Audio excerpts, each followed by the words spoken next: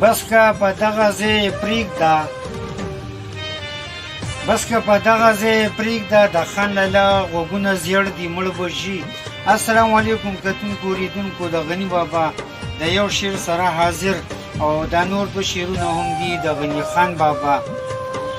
نه خوشحاله دي وفا کړم نه خفه دي کړم ستم جون یو تال دی چې غږیږي کله زیر او کله بم. نه خوشحاله دي وفا کړم نه خفه دي کړم ستم جون یو تال دی چې غږیږي کله زیر او کله بم.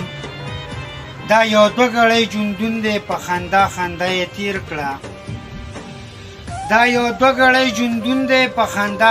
یې تیر کړه. دا جهان د خدای جنجال دی کله وران او کله سم.